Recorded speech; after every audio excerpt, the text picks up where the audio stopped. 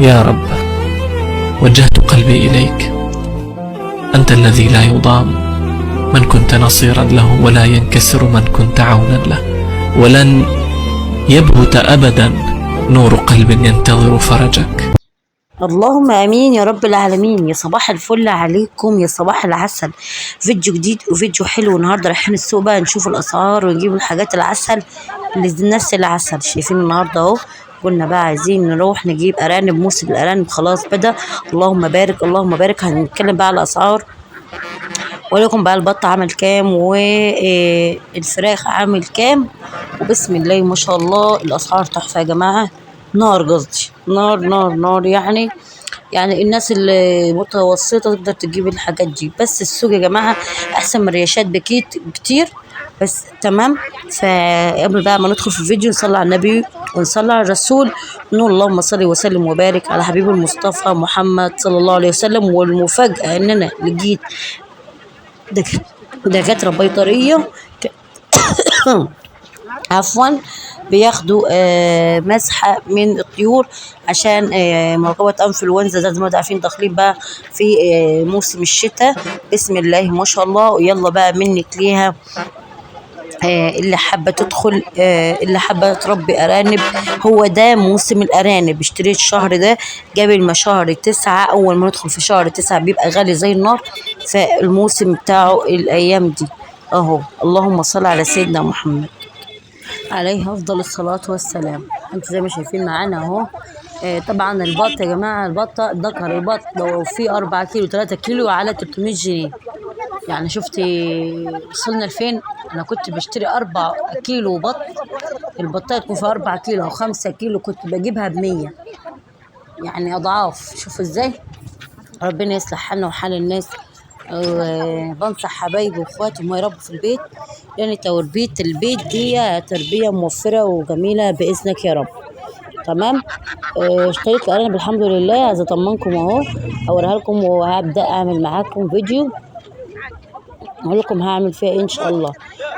بالنسبه للارانب يا جماعه، الكبيره عامله 140 130. الاسعار دي بتبقى 200 لما يكون الموسم بتاعها هو الشهر الجاي. هو يعني اوريدي يعني الفتره دي بيجي غالي، يعني لان خلاص الموسم بتاعه ده، يعني كلها ايام والموسم بتاعه. تمام. جوز الحمام عامل 120 جنيه.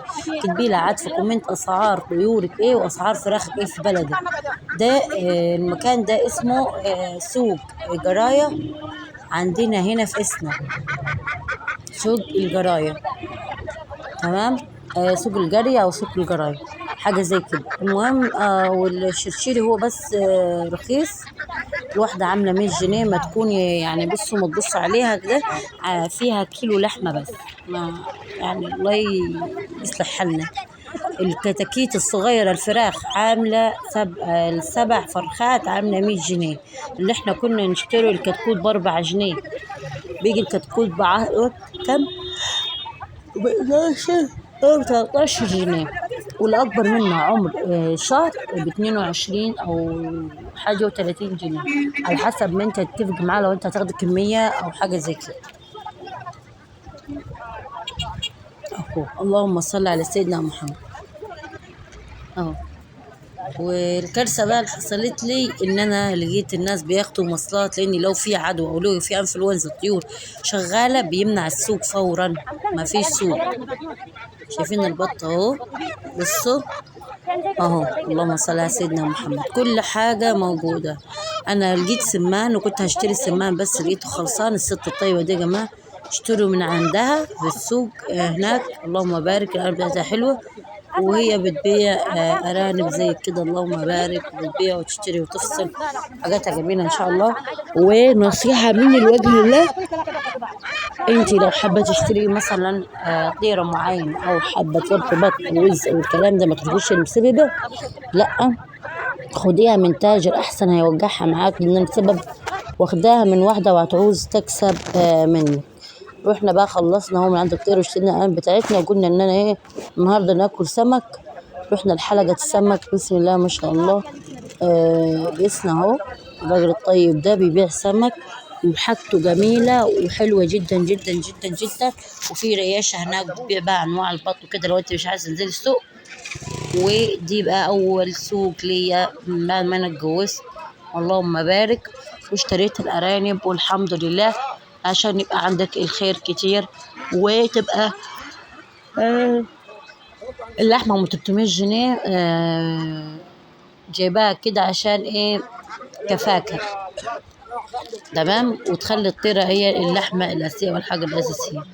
طبعا رجعنا أنا وجوزي أهو إنه ننضف السمك. طبعا انت تديه 5 جنيه ينضف لك السمك.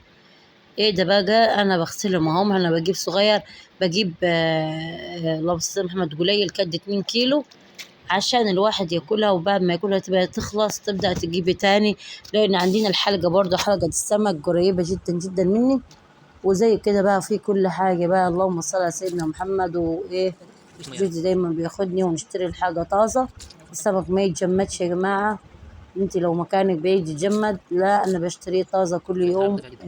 موجود في الحلقة، بيبقى يوميا ما عدا يوم الجمعة باين الناس ما بتروحش، الحلقة بتبقى فاضية. وفي كل بقى الأنواع اهو. اللهم بارك اللهم بارك اللهم بارك. بالعطف وكومنت رأيك ايه؟ ان شاء الله اختي منوراني ومشرفاني. ولو مش مشتركة عندي اشتركي في القناة عندي وفعلي لي الجرس. وان شاء الله بإذن الله هتلاقي الحاجات الحلوة والحاجات الجميلة، ومع بعض بقى ونفيد بعض بالأسعار وبالحاجات. والنهاردة هنعمل بقى سمك محمر ومطجن الاتنين مع بعض. انا هعمل الاتنين مع بعض. يا رب كده تكوني استفدتي من الفيديو بتاعنا، وان شاء الله بإذن الله انتظريني في فيديو احسن من كده ان شاء الله بإذن الله. والسلام عليكم ورحمة الله وبركاته.